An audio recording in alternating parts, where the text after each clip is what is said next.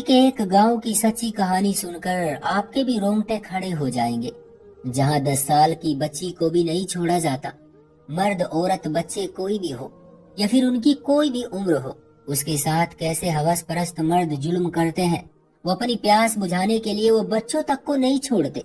मेरी 10 साल की बेटी का पेट फूलने लग गया था और मैं देखकर डर गई थी कि पता नहीं ये हो क्या रहा है। मेरी बहू कहने लगी, माँ जी इसका चेकअप करवाते हैं। और मैं दिल ही दिल में ऊपर वाले से प्रार्थना कर रही थी कि हे भगवान, कुछ ऐसा न करना जिससे हम सब पर थू थू हो जाए। मैं और बहू डॉक्टर के पास गए तो डॉक्टर ने देखते ही बोल दिया कि आपकी बच्ची प्रेग्नेंट है और इसे तकरीबन 5 महीने हो चुके हैं। ये सुनते ही मेरा दिल कांप गया। चांदनी को देखा तो उसके चेहरे पर कुछ ऐसे भाव नहीं दिख रहे थे कि जिसे देखकर लगता कि उसने किसी के साथ गलत काम किया है। बेटी को मैं अब सबसे छुपा कर रखती थी, क्योंकि अगर किसी को भी पता चल जाता, अगर उसे कोई भी देख लेता तो हम सबका जीना मुश्किल हो जाता। मैंने अपनी बहू को भी कहा था कि ये बात वो अपने पति को न बताए। जल्द ही इसका कोई ना कोई हल निकाल लेंगे, क्योंकि इस तरह तो गुजारा नहीं हो सकता। मेरी बहू मेरी बात समझ चुकी थी। उसने मुझसे वादा किया कि वो चांदनी की ये बात किसी को नहीं बताएगी। मुझे अपनी बच्ची के लिए हर वक्त डर सा लगा रहता था। एक दिन मैंने अपनी बेटी को स्टोर रूम में सुला दिया और खुद उसके कमरे में सो गई, ताकि पता तो चले कि कमरे में कौन आता है, या फिर किसी ने बाहर से ही। मुझे उसके बिस्तर पर पड़े कुछ ही वक्त गुजरा था कि कदमों की आहट सुनकर मैं चौंक गई। मेरा नाम शीला है और मेरी उम्र 22 साल थी जब मैं ब्याह कर ससुराल आ गई थी। मेरे 2 बच्चे थे। पहला बच्चा तो ऊपर वाले ने शादी के फौरन बाद ही दे दिया, जो कि लड़का था। मगर मुझे बेटी का बहुत शौक था कि ऊपर वाला करे कि मेरी बेटी हो, मैं भी उसके नाज नखरे उठाऊं, उससे बातें करूं। मगर मेरी बेटी नहीं थी। मेरे पतिदेव कई बार मुझे बोल चुके थे, ये तो ऊपर वाले की देन है, तुम परेशान क्यों होती हो। अगर हमारे नसीब में बेटी का प्यार हुआ तो बेटी मिल जाएगी, वरना जो ऊपर वाले को मंजूर हो। तुम हर वक्त रोती न रहा करो। हर काम में कोई न कोई फायदा छुपा होता है। हो सकता है इसी में कोई बेहतरी हो। ऊपर वाले के फैसलों पर यकीन रखना सीखो। मैं जब भी कभी बेटी का नाम लेती तो मेरे पति इसी तरह मुझे समझाते थे। मैंने दूसरी औलाद के लिए बहुत मन्नतें मुरादें मांगी थी। ऊपर वाले ने मेरी मुराद सुन ली थी और मैं प्रेग्नेंट हो गई थी। इस वक्त मेरा बेटा 15 साल का था। पहली औलाद का इतना बड़ा होने के बावजूद दूसरी औलाद की खुशखबरी सुनना थोड़ा अजीब था, मगर मैं खुश थी। मेरे बेटे की अब बहन होगी। 9 महीने मेरे बहुत मुश्किल से गुजरे थे। अभी मेरा दूसरा ही महीना था कि घर में आग लग गई, तो कभी मेरे पति का एक्सीडेंट हो गया।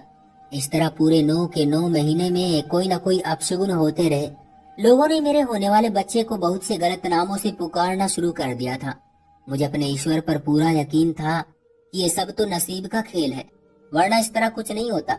और ना ही कोई बच्चा या इंसान अपशगुन होता है, क्योंकि गांव के लोगों में वही पुरानी रस्म और रिवाज और वही सोच पाई जाती है, इसलिए उनको ये सब लगता था। मेरे 9 महीने पूरे हो चुके थे। डिलीवरी का वक्त करीब था। डॉक्टर ने मेरे पति को हौसला दिया और ऑपरेशन थिएटर में आ गए। वो वक्त मेरे पति पर कयामत जैसा था। ऊपर वाले ने उनकी प्रार्थना सुन ली थी और चांद जैसी बेटी से मेरी गोद हरी हो गई। जब मुझे होश आया और मेरे पति ने मुझे ये खुशखबरी सुनाई तो मेरे पांव जमीन पर नहीं टिक रहे थे। मैं बहुत खुश थी कि ऊपर वाले ने मुझे एक बेटी का सुख दिया है। मैंने अपनी बेटी का नाम चांदनी रखा था। सभी मेरे नाम रखने पर हैरान थे कि ये कैसा नाम है, मगर मुझे अपनी बेटी चांद का टुकड़ा लगती थी, इसलिए मैंने उसका नाम चांदनी रख दिया था। मेरा बेटा मयंक अपनी बहन का बहुत ख्याल रखता था, मगर जब वो स्कूल से आता तो अक्सर गुमसुम रहता था। मैंने कई बार उससे पूछा कि बेटा क्या बात है, तो उसने कहा कि स्कूल के बच्चे उसे चिढ़ाते हैं कि तुम 15 साल के हो चुके हो और तुम्हारी माँ और बाप ने अब बेटी पैदा की है। हम अक्सर बच्चों को ऐसी बातों पर बहुत मारते हैं या फिर डांट कर चुप करवा देते हैं। हमारा जमाना और था। आजकल के बच्चों के खुद के मसले इतने हैं कि वो अक्सर डिप्रेशन का शिकार रहते हैं। जब मयंक ने मुझे ये बात बताई तो एक पल को मैं कांप गई, क्योंकि अपने बेटे को बताने के लिए मेरे पास कुछ नहीं था। फिर कुछ सोचकर मैं उसके पास बैठ गई और मैंने उसे बताया कि बेटा ये तो ऊपर वाले की देन है और तुम्हें खुश होना चाहिए कि तुम्हारी बहन आई है, जिससे तुम हर दुख सुख बांट सकते हो जब वो बड़ी होगी। मैंने उसे समझाया कि मयंक, अगर कल को तुम्हारे बाबा और मैं इस दुनिया में नहीं रहे तो तुम अकेले होंगे, तुम्हें कोई परेशानी होगी तो क्या तुम लोगों से बांटते फिरोगे। तो उसने कहा नहीं माँ। तो मैंने उसे और समझाया कि बेटा तब तुम वो बात अपनी बहन से कर सकते हो, वो किसी को नहीं बताएगी और वो तुम्हारा ख्याल रखेगी जैसे मैं रखती हूँ। बहनों के लिए भाई बहुत प्यारे होते हैं। मयंक समझ चुका था, यानी उसे मेरी बात समझ आ चुकी थी। चांदनी से हम सब बहुत प्यार करते थे। वो दिन ब दिन बहुत खूबसूरत होती जा रही थी। यूं लगता कि जैसे चांद जमीन पर उतर आया हो। मैं रोज उसकी नजर उतारती थी। एक बार चांदनी 7 साल की थी कि उसे बुखार हो गया। हमने गांव और आसपास के सभी शहर छान मारे, डॉक्टर से इलाज करवाते रहे मगर उसे आराम न हुआ। तंग आकर गांव में एक माई थी जिसका नाम बहुत सुन रखा था। वो बच्चों पर कुछ मंत्र पढ़कर फूंक मारती थी। मैं चांदनी को लेकर वहां गई तो माई मेरी बच्ची को देखते ही कहने लगी कि बेटी इसका चेहरा छुपा कर रखा करो, किसी दिन तुम्हारी ये बच्ची किसी अपने के हाथों तबाह हो जाएगी, छोटी उम्र में ये तुम्हारा मुंह काला कर देगी। मेरे पति उस वक्त साथ थे। वो चांदनी और मुझे लेकर फौरन घर आ गए और मुझे खूब डांटा कि मैं ये कैसे कैसे लोगों के पास उनकी बेटी को लेकर जा रही हूँ। उस माई की बात सुनकर मैं डर चुकी थी। मुझे अपनी बच्ची के नसीब से डर लगने लगा था। उसके स्कूल जाने और पढ़ने के दिन थे। उस माई की बात सुनकर मैंने इसे स्कूल भी न जाने दिया और घर बैठा दिया। मेरे पति ने इस बात पर खूब शोर मचाया मगर मैं अपनी बात से 1 इंच तक न हिली। चांदनी अब समझदार हो चुकी थी। उसकी उम्र 9 साल थी। वो अक्सर घर से बाहर खेलने के लिए जाती और घंटों आकर रोती कि बाहर बच्चे उसका मजाक उड़ाते हैं कि वो अनपढ़ है। मैं अपनी बच्ची का दुख समझती थी मगर एक माँ होने के नाते मैं क्या कर सकती थी। मयंक ने भी बहुत जिद की थी कि मैं गलती कर रही हूँ। वो अपनी बहन को खुद ही स्कूल छोड़कर आया करेगा और लेकर भी आया करेगा मगर मैंने अनुमति न दी।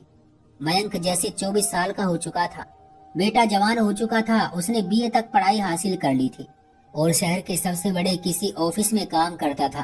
कई बार उसके रिश्ते घर आ चुके थे मगर मुझे वो अभी छोटा सा मयंक ही लगता था। कई बार मुझे रिश्तेदारों में से लोगों ने कहा कि बेटे की शादी जल्दी कर लो वरना ऐसा न हो कि वो बगैर बताए शहर में छुपकर शादी कर ले। ये बात सुनकर मैं डर गई थी। मैंने बेटे की शादी के लिए रिश्ते देखना शुरू कर दिए और जब मयंक को पता चला तो मयंक ने कहा माँ आप जहाँ कहेंगी मैं शादी कर लूंगा। मेरे पति की तबीयत भी खराब रहने लगी थी। उन्होंने बेटे का रिश्ता पास के गांव में ही तय कर दिया। लड़की पढ़ी लिखी नहीं थी। मैंने जब मना की तो मेरे पति ने कहा मैं अब जबान दे चुका हूँ और लड़की अच्छी है, हमारी सेवा करेगी और मयंक को भी खुश रखेगी। तुम्हें किस बात का डर है? चांदनी भाई की शादी का सुनकर बहुत खुश हो गई थी। इस वक्त वो 9 साल की थी कि जब मयंक की हमने शादी कर दी और शीतल को बहू बनाकर घर ले आए और शीतल घरदारी में माहिर थी। शादी के 3 महीने में वो हम सब का दिल जीत चुकी थी। मैं तो उसे दुआएं देती न थकती थी कि चलो ऊपर वाले ने इतनी अच्छी बच्ची मेरे बेटे की दुल्हन बना दी। चांदनी हर वक्त भाई भाभी करती रहती थी। शीतल के आने के बाद भी मयंक चांदनी को ज्यादा वक्त देता था जैसे शादी से पहले देता था। शीतल इस बात का हमसे शिकवा तो ना करती थी मगर मैं ये बात उसके चेहरे से पढ़ चुकी थी। मैंने मयंक को ये बात समझाई कि बेटा इस बात का ख्याल रखो कि पत्नी और बहन में कोई बात ना हो। तुम उसे ज्यादा वक्त देते हो और उसे कम। बेटे की शादी को 7 महीने हो चुके थे मगर मैंने नोट किया था कि मेरी बहू का अपने मायके आना जाना बहुत है। वो हर हफ्ते में 2 बार मायके का चक्कर लगाती थी, जो बात मुझे बिल्कुल पसंद नहीं थी। मैंने बहू को मना किया तो उसने कहा माँ जी पास के गांव में शादी करवाने का यही तो फायदा है कि जब मर्जी अपने माँ बाप से मिलने चले जाओ। उसकी बात सुनकर मैं हैरान रह गई थी। बहू की बातचीत मुझे अब एक आंख नहीं बाती थी। मुझे लगता था जैसे मैं कुछ ज्यादा ही सोच रही हूँ। एक दिन मोहल्ले में किसी के घर किसी बच्ची की बर्थडे पार्टी थी तो मैं वहां चली गई तो मुझे एक औरत ने कहा शीला तुम्हारी बहू शीतल गांव के चौधरी के घर क्यों जाती है? तुम जानती नहीं हो वो लोग कितने खतरनाक हैं। आखिर पूरे गांव में उनकी दहशत है। तुम उसे मना क्यों नहीं करती? ये बात सुनकर मैं डर गई थी क्योंकि बहू ने तो कभी चौधरी साहब के घर जाने का जिक्र मुझसे नहीं किया था। घर आकर भी मैं ये बात सोचती रही मगर मुझे कोई जवाब न मिला। चांदनी भी उन दिनों कुछ चुप चुप सी रहने लगी थी। उसका रंग पीला पड़ने लगा था।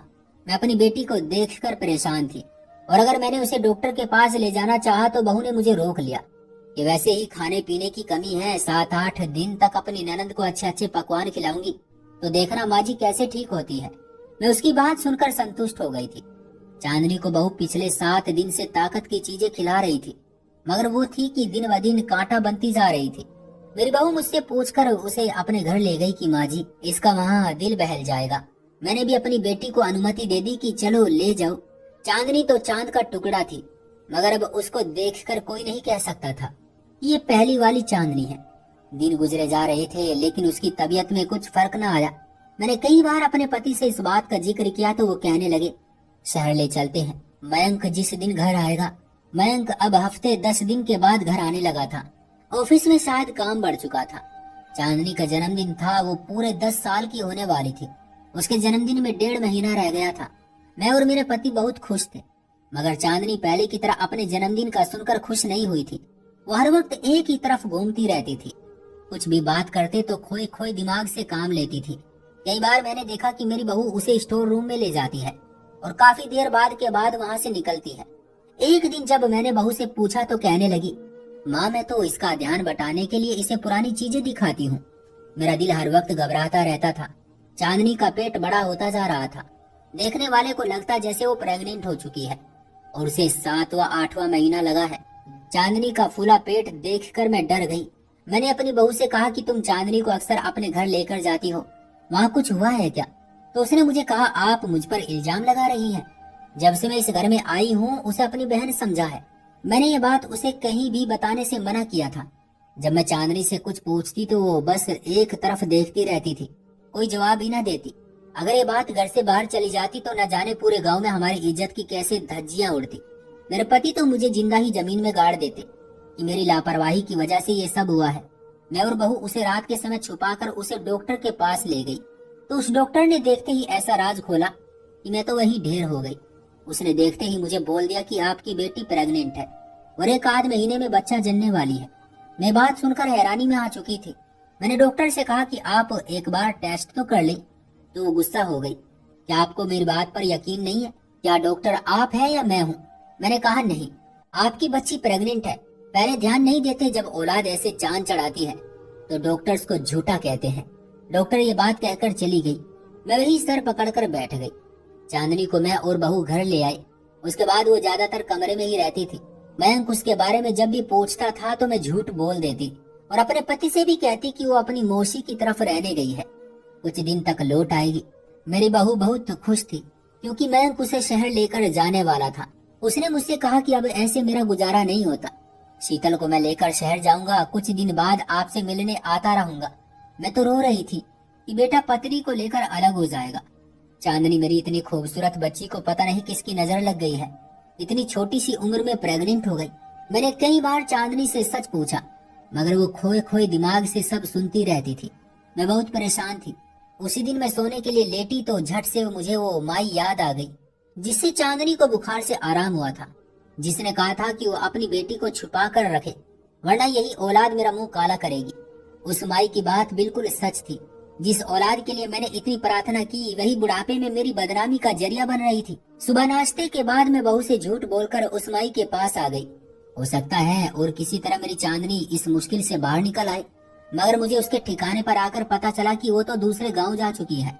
बुझे हुए दिल के साथ में घर लौट आई और अपनी बहू से कहा कि मुझे डॉक्टर के पास ले चलो, हो सकता है मेरी वही मदद करे। मैं और बहू जब उसके पास आए तो उसने मेरी बच्ची का बच्चा गिराने से साफ मना कर दिया कि ये गैर कानूनी काम है और दूसरा इसमें आपकी बच्ची की जान को खतरा है, वो अभी बहुत छोटी है। मैं परेशान हालत में घर आ गई। समझ नहीं आता था कि कहां से अपनी औलाद की खुशियां मांगू। मैंने दोबारा ऊपर वाले से रो रो कर प्रार्थना की। उस दिन मैं फिर उस माई की तरफ गई और ऊपर वाले की करनी ऐसी हुई कि दूसरे गाँव में मुझे वो आसानी से मिल गई। जब मैंने उसे सारी बात बताई तो उसने मुझे एक दवा दी और कहा कि अपनी बच्ची को पिला दो और उसके साथ ही बच्ची के बिस्तर पर खुद सो जा, तुझे पता चल जाएगा तेरी बच्ची कैसे प्रेग्नेंट हुई है। शीला, मैंने कुछ साल पहले तुझे कहा भी था कि बच्ची पर ध्यान रख, तूने मेरी बात नहीं मानी, अब भुगत रही है ना। मैं घर आकर चांदनी को दवा पिला चुकी थी और उसे बहू से छिपाकर स्टोर रूम में सुला दिया और खुद जाकर उसके बिस्तर पर सो गई। आधी रात गुजर चुकी थी मगर अभी तक मेरा चांदनी की तरफ ध्यान था। पता नहीं वो ठीक होगी या नहीं। अगर किसी को पता चल गया तो क्या होगा, और कल तो बेटा बहू भी शहर चले जाएंगे। मैं इसी सोच में गुम थी कि मुझे कमरे में कदमों की आहट सुनाई दी। मैं दम साधे लेटी रही थी।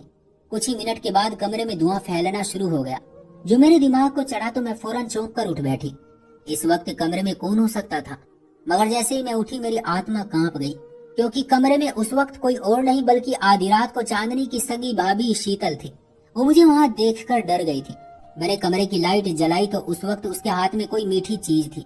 मैं गुस्से से उससे पूछने लगी कि तुम ये चांदनी के कमरे में क्या कर रही हो और ये धुआं किस चीज का है। मेरी बात सुनकर वो साफ मुकर गई, मगर मैं जान चुकी थी कि चांदनी की इस हालत के पीछे शीतल है। मेरी आवाज सुनकर मयंक और मेरा पति भी वहां आ गए। मयंक ने आते ही कमरे की खिड़कियां खोली ताकि धुआं बाहर निकले। उसके हाथ से मैंने खाना लेकर फेंक दिया और कहा, सच बताओ शीतल, वरना इसी वक्त इस घर से निकाल दूंगा। क्या करती रही हो तुम चांदनी के साथ? मयंक और मेरा पति हैरान थे। वो मुझे कहने लगे कि क्या हो गया है आपको, वो क्यों करेगी ऐसा। मैंने उन दोनों को चुप करवा दिया और उसे कहा, सच बताओ, वरना इसी वक्त घर से निकाल दूंगी और तुम्हारे माँ बाप को तुम्हारी करतूत बताऊंगी। ये सुनते ही शीतल कहने लगी, चांदनी की इस हालत की जिम्मेदार मैं ही हूँ। ये सुनते ही मेरे कदमों तले से जमीन निकल गई। वो मेरी बेटी की खूबसूरती से जलती थी और यही नहीं, मयंक और हम सब चांदनी चांदनी करते थे तो उसे बिल्कुल पसंद नहीं था। वो चौधरी साहब के घर में चांदनी के लिए कोई गलत दवा लेने जाती थी और वो धुआं रोज रात को उसके कमरे में करती, जिससे चांदनी बीमार पड़ जाए। उसके शरीर के अंग खराब हो जाएंगे, फेफड़े फूल जाएंगे। मुझे सूरत की बात याद आ गई जिसने मुझे कहा था कि उसने उसे कई बार उसे वहां जाते देखा है, मगर मेरी बहू ने मुझसे झूठ बोला था। मयंक अपनी पत्नी के मुंह से ये सब सुनकर बहुत गुस्से और गम की हालत में था। उसने मुझसे चांदनी के बारे में पूछा तो मैंने उसे स्टोर का बता दिया। वो अपनी बहन को स्टोर रूम से जब लेकर आया तो वो उसके फूले हुए पेट को देखकर डर गया, मगर वो सच जान चुका था कि उसकी पत्नी ने क्या किया है। जलन की आग में उसने मेरी मासूम बच्ची की जिंदगी तबाह कर दी। मयंक शीतल को लेकर घर से फौरन निकल गया। अगली सुबह मैं अपने बेटे के साथ बेटी को हॉस्पिटल लेकर गई। मयंक ने बहू को घर से निकाल दिया। मैं अगली सुबह अपनी बेटी को हॉस्पिटल ले आई। डॉक्टर ने कहा, आपकी बेटी को कुछ जहरीला दिया जाता रहा है जिससे उसका जिस्म फूल चुका है, लेकिन आप फिक्र न करें, ऊपर वाले से प्रार्थना करें कि आपकी बच्ची ठीक हो जाए। चांदनी का इलाज चल रहा है। मेरे पति को लगता है कि ये सब उनकी वजह से हुआ है। अगर वो उस लड़की को अपने घर की बहू न बनाते तो आज उनकी बेटी ठीक होती। चांदनी का 2 महीने से इलाज हो रहा था और मैं उस डॉक्टरनी के पास गई जिसने बगैर टेस्ट के मेरी बेटी पर इल्जाम लगा दिया था और मैंने उसे खूब बातें सुनाई कि तुम जैसी डॉक्टरों की वजह से लोगों की जिंदगियां खत्म होती हैं। अगर तुम उस समय टेस्ट कर लेती तो शायद मेरी बच्ची की हालत न होती। उस डॉक्टरनी ने मुझसे माफी मांगी थी। चांदनी अपनी हालत देखकर डर चुकी थी, जिसका उसके दिमाग पर असर हुआ था और वो किसी से भी बात नहीं करती थी। मैंने उस माई से भी चांदनी का इलाज जारी रखा था। मेरी बहू जलन की आग में इतनी अंधी हो चुकी थी कि उसे मेरी बेटी की मासूमियत भी नजर नहीं आई। एक 10 साल की बच्ची से उसे क्या खतरा हो सकता था। वो तो बाबी बाबी कहती ना थकती थी। मैं और मेरे पति बहू को माफ कर चुके थे, मगर मेरा बेटा उसे माफ करने को तैयार नहीं था। फूलों से पली नाजुक बच्ची को उसने कांटों जैसे दर्द दिया था। जलन रिश्तों को खा जाती है, फिर इंसान को वही मिलता है जिसकी वो कोशिश करता है, और मोहब्बत तो कमानी पड़ती है या फिर नसीब की बात होती है। इसी तरह जलन और बदले से हम कभी भी किसी का दिल नहीं जीत सकते, बल्कि दिलों से उतर जाते हैं। जैसे मेरी बहू उतर गई थी, उसकी गलती को हमने माफ तो कर दिया था क्योंकि वो मेरे बेटे के बच्चे की माँ बन चुकी थी, मगर दिलों में आई नफरत को कोई भी खत्म नहीं कर सकता। इसलिए कभी भी किसी का घर बर्बाद करके उस पर अपने घर की नींव न रखे। तो दोस्तों, ये थी हमारी आज की कहानी। आपका क्या कहना है इस कहानी के बारे में? कमेंट करके हमें ज़रूर बताएं। वीडियो को लाइक कर दीजिए और चैनल को सब्सक्राइब करके घंटी को दबाकर ऑल पर सेट कर लीजिए ताकि आने वाले वीडियो आपको तुरंत मिले। मुझे दीजिए अगली वीडियो तक इजाज़त। तब तक के लिए धन्यवाद।